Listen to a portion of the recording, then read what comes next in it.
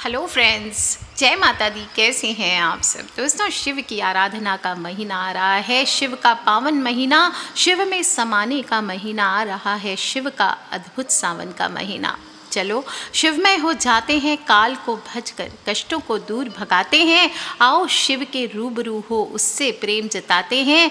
मैं तुझ में शिव, तू मुझ में शिव, मेरे रोम रोम में शिव, कण कण में शिव। हे भोले सावन आयो रे, मोरा भीगेगा तन, भिगाऊंगी मन, मेरे भोले को मनाने का मौसम आयो रे। सखी रे सावन आयो रे, भीगी है अखियाँ मोरी भीगी है सखियाँ, सुमी नाच नाच भोले को रिझाऊंगी, सखी रे सावन आयो रे। समस्त ब्रजनारी परिवार को सावन माह की हार्दिक शुभकामनाएं और आप सभी को हैप्पी सावन। और सावन का महीना साल का सबसे उत्तम महीना, हिंदू पंचांग का 5वां महीना, जिसे हम श्रावण माह के नाम से जानते हैं, भोलेनाथ को भगवान शिव शंकर को समर्पित महीना होता है।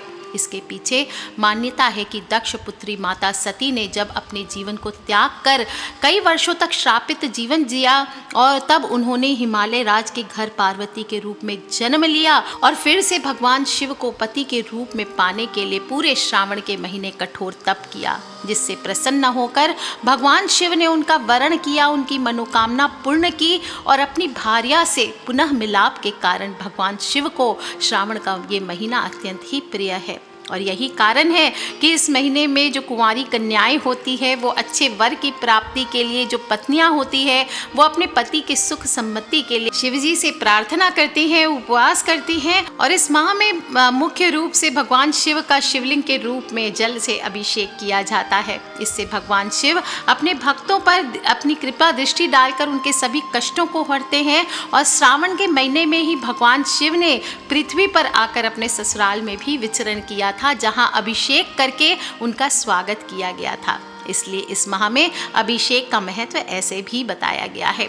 एक और खास बात है, श्रावण माह को लेकर के अभिषेक की बात आती है कि जब समुद्र मंथन हुआ था तो उसमें से जो हलाहल विष निकला था उसको भगवान शिव ने ग्रहण किया था और सृष्टि को इस विष से बचाया था। सभी देवताओं ने उनको गले में विष धारण करने की वजह से जब भीषण जलन हुई तो उन पर जल डाला था और इसी कारण शिव जी के अभिषेक में जल का विशेष महत्व किया जाता है। और इसी महीने में भक्त जो होते हैं, शिव भक्त, भोलेनाथ के भक्त, वो कावड़ लेकर के आते हैं और उस कावड़ में गंगा जल भर करके शिव जी का जल से अभिषेक करते हैं। और भोलेनाथ भी उनकी जलन शांत होती है, अपने भक्तों पर कृपा दृष्टि डालकर सभी के कष्टों को हर लेते हैं। बोलिए हर हर हर हर महादेव शंभो। दोस्तों देखा जाए तो वर्षा ऋतु है, चौमासा है और इस दौरान भगवान विष्णु भी योग निद्रा में चले जाते हैं और पूरी सृष्टि भगवान शिव रुद्र इनके अधीन हो जाती है। इसलिए चौमासा में भगवान शिव को प्रसन्न करने के लिए कई उपाय करे जाते हैं और करने भी चाहिए। धार्मिक कार्य हो, दान हो, उपवास हो, जो आपकी श्रद्धा शक्ति हो। और ऐसे तो देखा जाए तो हर सोमवार शिव भक्ति के लिए उत्तम माना जाता है, लेकिन जब श्रावण में जो 5 सोमवार आते हैं या 4 आते हैं कभी कभी, इनमें एक कशना यानी कि पूर्ण व्रत रखा जाता है। एक कशना में दिन भर निर्जल और प्रदोष व्रत या संध्या काल में पूजा करने के बाद ही भोजन ग्रहण करना चाहिए। आप चाहे एक ही सोमवार कीजिए श्रावण के महीने में, पर आपको सोमवार का व्रत ज़रूर करना चाहिए। 1, 2, 4 जो भी करे, 3 बोलते हैं नहीं करना चाहिए, बाकी आपकी इच्छा है। और इस बार जो सावन का महीना है 2021 की जब हम बात करें तो कुल 4 सोमवार आ रहे हैं। 25 जुलाई से सावन का महीना लग रहा है, 22 अगस्त तक सावन का महीना चलने वाला है। और प्रथम सोमवार 26 जुलाई, द्वितीय सोमवार 2 अगस्त, तृतीय श्रावण सोमवार 9 अगस्त और चतुर्थ श्रावण सोमवार 16 अगस्त को है। और शिव जी की पूजा कैसे करनी है क्रमबद्ध तरीके से वो भी बता देती हूँ। सबसे पहले आपको पूजा शुरू करने के पहले आप किसी मंदिर में जा कर के कर सकते हैं और या फिर घर में आप जल से शिवलिंग का स्नान आदि कर सकते हैं। सबसे पहले गणेश जी की पूजा करनी चाहिए क्योंकि उनका ही आवाहन किया जाता है, फिर आपको शिव जी की पूजा करनी चाहिए। और शाम के समय आप अगर पूजा कर सकते हैं तो ये सर्वश्रेष्ठ होता है। प्रदोष काल में सुबह तो कीजिए ही, शाम को भी अवश्य करना चाहिए। जो लोग भी शिव जी की आराधना करना चाहते हैं, सुबह के समय पूरब की ओर मुख करके आपको जल से अभिषेक करना चाहिए। शाम के समय पश्चिम की ओर मुख करके, जिस दिशा में सूरज डूबता है उस दिशा में आपको जल से अभिषेक करना चाहिए। जो लोग रात में कर रहे हैं उनके लिए उत्तर दिशा यानी कुबेर की दिशा सर्वश्रेष्ठ होती है, उत्तर दिशा की ओर मुख करके करना चाहिए। सावन के महीने में किसी भी दिन आपको घर में, देखिए कोरोना काल है, मंदिर जाना पॉसिबल नहीं है, या बहुत ही सावधानी से आए जाएं, और घर में आपको पारद या स्फटिक का शिवलिंग स्थापित करके उसकी यथाविधि पूजन करनी चाहिए। ध्यान रखें ऐसे ही कोई भी पत्थर उठा करके घर में ना लाएं, हमेशा शुद्ध शिवलिंग रखें, चाहे पारद का हो, स्फटिक का हो या नर्मदेश्वर शिवलिंग भी बड़ा शुद्ध होता है। नर्मदा नदी से निकला हुआ विशेष प्रकार का पत्थर होता है, उसको शिवलिंग के रूप में स्थापित किया जाता है। और जब भी शिवलिंग आप स्थापित करते हैं, हमेशा ब्रह्मचारी पंडित जी के द्वारा या खुद से ब्रह्मचर्य का पालन करते हुए 1.25 लाख मंत्रों से इसको सिद्ध करके ही घर में रखना चाहिए। ऐसे आप बिना सिद्धि के, अभिमंत्रित किए बिना अशुद्ध धातु का शिवलिंग स्थापित कर लेते हैं घर पे, तो उल्टा ये अनिष्टकारी होता है। जैसे स्फटिक का अगर है, वो नकली है, अगर शिवलिंग स्फटिक होता है, दिखने में कांच जैसा होता है, तो अगर वो कांच का हो गया, असली स्फटिक ना हुआ, तो ध्यान रखें वो राहु का हो जाता है। इसलिए नकली स्फटिक नहीं लेना चाहिए, फिर आप शिव की नहीं राहु की पूजा कर रहे होते हैं। और वहीं अगर आप पारद का शिवलिंग लेते हैं तो ध्यान रखें नकली पारद नहीं होना चाहिए, तो नहीं तो उसमें लोहा, पीतल, अलग अलग धातु जो होते हैं, खराब धातु, उनकी ज़्यादा मात्रा में प्रेजेंस हो सकती है, जो कि आप उनकी पूजा कर रहे होते हैं तो ग्रहों के उल्टा प्रभाव पड़ सकते हैं। ऐसे शिवलिंग को स्थापित करने पर उसका प्रभाव नहीं होता है। पहली बात है, पावर आता ही नहीं है, और आ भी जाए तो सालों लग जाते हैं उसमें पावर आने में, और सिद्धि करवा कर आप विराजित करते हैं तो उसकी शक्तियाँ जो होती है वो तुरंत आपके घर पर प्रभावी होती है, आपके घर के ऑरा को क्लीन करती है, आपके घर की नकारात्मक ऊर्जा को क्लीन करती है, और साथ ही साथ जो आप मंत्रों का जप करते हैं उनका पॉजिटिव इफेक्ट देती है। जब भी शिवलिंग आप घर पे प्रवेश कराते हैं तो उसको घर में ही जल से अभिषेक करके पूजन करना चाहिए। रुद्र अभिषेक करें, घर में कीजिए, पंडित जी ना मिले तो घर में ही दूध, दही, शहद, घी, चीनी, इन 5 चीज़ों को, अमृत को मिलाकर, पंचामृत जिसे हम कहते हैं, उससे आपको शिवलिंग को स्नान कराना चाहिए, और फिर पुनः जल से स्नान कराकर उनको शुद्ध करना चाहिए। शिवलिंग पर चंदन का लेप कीजिए। इसके बाद जनेऊ अर्पण कीजिए। शिवजी पर कुमकुम हो, सिंदूर हो, ये नहीं चढ़ाया जाता, इस बात का ध्यान रखें। उन पर चंदन लगा सकते हैं, अबीर अर्पित कर सकते हैं। बेलपत्र हो, अकोड़ा के फूल, जो आकड़े का फूल होता है वो, आकड़े के पत्ते, धतूरे के फूल, धतूरे के फल, ये आप चढ़ा सकते हैं। शमी का पौधा विशेष प्रिय होता है शिवजी को, तो शमी के पत्ते या शमी का फूल हो तो इसको चढ़ाने का विशेष महत्व आता है। इस प्रकार से फल फूल से आप उनका श्रृंगार कीजिए। धतूरा हो, बेलपत्र हो, इनको चढ़ा करके शिव जी को प्रसन्न करें। जो शमी का पत्ता होता है वो सोने के पत्ते के समान, स्वर्ण के समान तुल्य माना जाता है। और जब भी शिव जी का आप जितना भी पूजन कर रहे हैं, ओम नमः शिवाय, ओम नमः शिवाय, ओम नमः शिवाय, ओम नमः शिवाय, इस प्रकार से पूजन करें। इसके बाद माता गौरी का भी पूजन करना चाहिए। नंदीश्वर के कानों में विशेष शब्द बोलने चाहिए, मनोकामना, वो मैंने दूसरे वीडियो में बताया है, उसमें आप जाके सुने। और बेलपत्र ज़रूर अर्पित करना चाहिए। बेलपत्र से एक विशेष साधना भी आप कर सकते हैं, या एक विशेष पूजा किसी भी दिन सावन के सोमवार को या सावन में किसी भी दिन कीजिए। इसके लिए आपको 108 बेलपत्र लेने चाहिए, और ध्यान रखना चाहिए कि बेलपत्र 3 वाले हों, या 3 से ज़्यादा हो सकते हैं, लेकिन 3 से कम का बेलपत्र शिव जी को नहीं अर्पित किया जाता। और साथ ही साथ कटे फटे खंडित बेलपत्र नहीं होने चाहिए। आप चाहें तो रोज एक ही बेलपत्र को धो करके वापस भी चढ़ा सकते हैं। बेलपत्र कभी भी बासी नहीं माने जाते। और अगर आपके पास बेलपत्र नहीं मिलता है तो आप चांदी का बेलपत्र भी चढ़ा सकते हैं। आपकी जितनी श्रद्धा शक्ति हो, चांदी का बेलपत्र तो आप एक ही चढ़ा सकते हैं, आदमी अफोर्ड करे ना करे। और ऐसे आप अगर पत्ती वाले बेलपत्र मिलते हैं तो 5, 7, 11, 21 जितने भी हो शिवलिंग पर आपको चढ़ाना चाहिए। कैसे चढ़ाया जाता है बेलपत्र? हमेशा बेलपत्र को चिकना भाग जो होता है, ऊपर का भाग होता है, उसको शिवलिंग की तरफ होना चाहिए, उल्टा करके बेलपत्र चढ़ाया जाता है। और चढ़ाने के पहले तीनों दलों के ऊपर लाल चंदन से आपको ऐम रिम श्रीम ये लिखना चाहिए।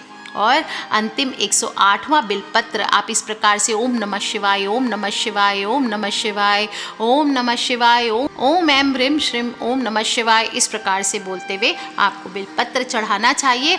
और जब आपकी संपूर्ण पूजा कंप्लीट हो जाए तो जो 108वां बेलपत्र होता है उसको ले लेना चाहिए लास्ट में, या चांदी का आपने चढ़ाया है तो उसको ले लेना चाहिए और उसको अपने पूजा के स्थल पर या तिजोरी में रख करके उसका नियमित पूजन करना चाहिए।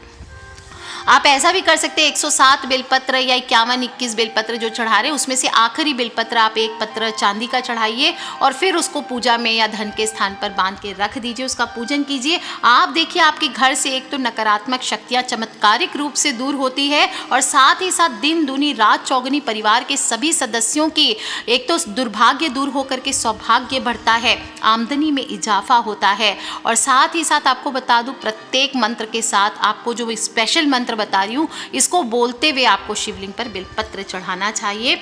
2-3 मंत्र बता देती हूँ विशेष जो होते हैं शिव जी के खास मंत्र, रहस्यमय मंत्र कह सकते हैं, इनको गुप्त मंत्र कह सकते हैं, और वो है ओम ऐम ह्रीम श्रीम ओम नमः शिवाय। क्या बोलेंगे? ओम ऐम ह्रीम श्रीम ओम नमः शिवाय। या फिर आप शिव जी का मूल मंत्र भी कर सकते हैं ओम नमः शिवाय। हे शिव, मैं आपको बार बार नमन करता हूँ और इस मंत्र का जप करने से हर प्रकार की समस्या से छुटकारा मिलता है। शिव महापुराण में इस बात का वर्णन भी किया गया है कि इस मंत्र की महिमा का विस्तार 100 करोड़ सालों में भी नहीं किया जा सकता। जब भी मंत्र जप करते हैं, बेलपत्र चढ़ाते हैं, उस समय मंत्र जप करेंगे या ऐसे भी आपको समझकर मंत्रों को बोलना चाहिए, इससे सिद्धियां जल्दी प्राप्त होती है। कई लोगों को मैंने देखा इस तरह से, अरे भगवान भी नहीं सुन पा रहे, हम भी नहीं सुन पा रहे, आपका उच्चारण भी सही नहीं है, शुद्ध नहीं है, गलत सलत आप कुछ भी की 11 माला जल्दी जल्दी और बोलेंगे मैं तो 11 माला का जप करती हूँ या मैं रोज़ तो 21 माला पढ़ता हूँ, कोई फ़ायदा नहीं है। ऐसे जब से ना तो अंदर में पॉजिटिव शक्तियाँ, ना आपकी ऑरा पॉजिटिव होती है, ना आपकी शक्तियाँ पॉजिटिव होती है। आप दो बार ही किसी मंत्र को बोले, 100 बार ही किसी मंत्र को बोले, उसको सच्चे तरीके से बोले ओम नमः शिवाय, ओम नमः शिवाय, या फिर ओम त्र्यंबकं यजामहे सुगंधिं पुष्टिवर्धनम् उर्वारुकमिव बंधनान् मृत्योर्मुक्षीमामृतात्। इस प्रकार से बोलते हुए आपको मंत्र बोलना चाहिए।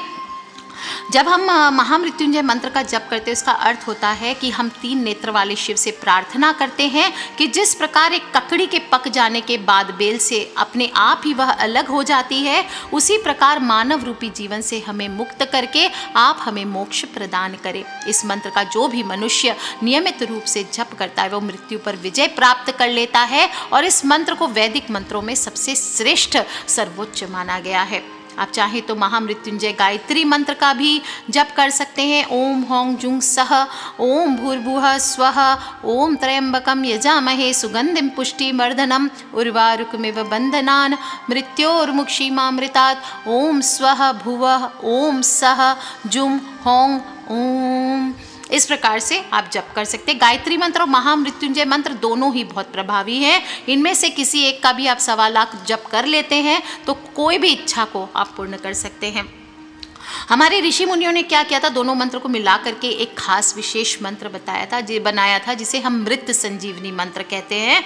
और ऐसा माना जाता है कि यदि सावन के महीने में बेलपत्र चढ़ा करके आप पारद के शिवलिंग पर विशेष रूप से इस मंत्र का जप करते हैं, आप चाहे रोज 11 माला कीजिए, 21 माला कीजिए, जो आपकी इच्छा हो उतनी माला का जप करते तो चमत्कारिक रूप से ये कार्य करता है। और अगर जप विधि के अनुसार इस मंत्र का जो भी नियम होता है वो मैं यहाँ साधना विधि नहीं बताऊंगी, तो उस मंत्र का जप कर लेते तो मृत व्यक्ति भी जीवित किया जा सकता है। और ये मंत्र है ओम तत्पुरुषाय विद्महे महादेवाय धीमहि तन्नो रुद्रः प्रचोदयात्। इस मंत्र के जप से सभी प्रकार के मनुष्य के जीवन की कठिनाइयाँ दूर होती है। और अगर आप पारद के शिवलिंग के सामने बैठ करके या किसी भी सिद्ध जो शिव मंदिर है वहाँ बैठ करके आप इसका जप करते हैं तो आपकी सारी समस्याएं स्वयं ही दूर हो जाती है।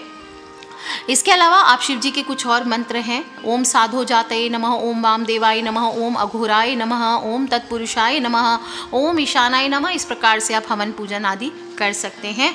बेलपत्र ज़रूर चढ़ाइए क्योंकि हलाहल विष का सेवन करने से जब कंठ नीला पड़ा था तो बेलपत्र से ही औषधि तैयार करके उनका इलाज किया गया था। इसलिए शिव जी को बेलपत्र इतना प्रिय है और इसीलिए आप और कुछ करें ना करें, सावन में रोज़ आप 21 या जो भी आपको बेलपत्र मिलते हैं उस पर चंदन से ओम नमः शिवाय लिख करके भी जिस शिवलिंग पर चढ़ाते हैं तो इससे भी मनोकामनाएं पूर्ण होती है।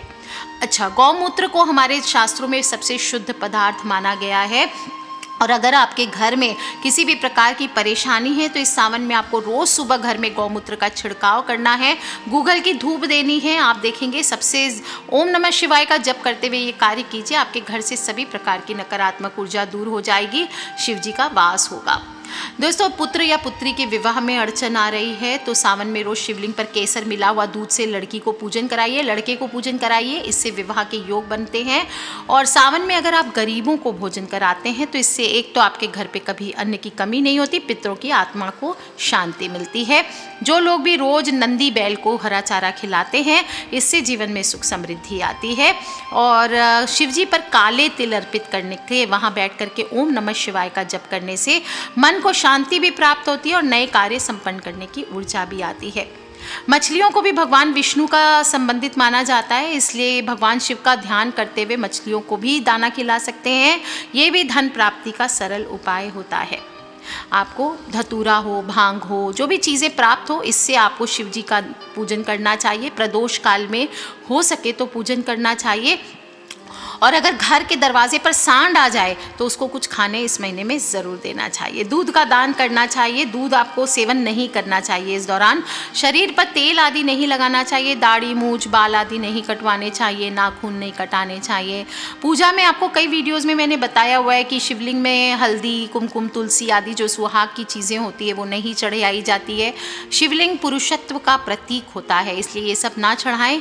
शिवजी पर चंपा और केतकी के फूल भी नहीं चढ़ाए जाते हैं। ट्राई करें सावन के महीने में जल्दी सोएं, जल्दी उठें। दिन में सोना नहीं चाहिए आपको। जो भोजन करते हैं तो कांसे के बर्तन में भोजन नहीं करना चाहिए। बैंगन को अशुद्ध माना गया है, नहीं करना चाहिए। दही, दूध, इनका सेवन कम से कम करना चाहिए। करते भी हैं तो कच्चे दूध का सेवन बिल्कुल ना करें। और कढ़ी आदि भी नहीं खानी चाहिए। ज़्यादा तला भुना भी नहीं खाना चाहिए। हरे रंग का बहुत महत्व होता है। सावन हरियाली का मौसम है, लेकिन हरे पत्तेदार सब्जियां खाने को मना किया गया है। देखा जाए तो साइंटिफिक रीज़न भी है, कीड़े मकोड़े ज़्यादा होते हैं। और प्याज, लहसुन आदि का भी धरती के नीचे के जो सब्जी होते हैं, फल होते हैं, वो नहीं खाना चाहिए। लौकी खाइए, तुरई खाइए, टमाटर खाइए, ये चीज़ों का आप सेवन कर सकते हैं। सेब, केला, अनार, नाशपाती, जामुन, आम, मौसमी फल खाएं। पुराना चावल होता है, चावल, गेहूं, मक्का, सरसों, मूंग, अरहर की दाल, ऐसे अनाज आपको खाने चाहिए। और हरड़ होती है वो ज़रूर खाना चाहिए। इस मौसम में गर्म और ताज़ा फूड, हॉट ड्रिंक्स, सूप, ये ज़्यादा पीने चाहिए। इस प्रकार से सावन के सोमवार का व्रत करें और ध्यान रखें 2 वक्त भोजन ना करें। हो सके तो सिर्फ शाम को प्रदोष काल में पूजन करके आपको इसके बाद ही अपना व्रत पूर्ण करना चाहिए। तो कर लीजिए उपाय दोस्तों। और सावन माह को लेकर के कोई और तरह की क्वेश्चंस हैं तो आप मुझे वीडियो के नीचे लिख करके ज़रूर पूछ लें। अपने शिवलिंग की तैयारी कर ले, कौन सा शिवलिंग आप घर पे रखेंगे, कैसे पूजन करेंगे, क्या तैयारी करेंगे। और सच्चे दिल से अभी से ओम नमः शिवाय, ओम नमः शिवाय, तू मुझ में शिव, मैं तुझ में शिव, मेरे रोम रोम में शिव, कण कण में शिव, हर हर हर शिव, बम बम बम शिव, बोलिए हर हर हर हर महादेव शंभो।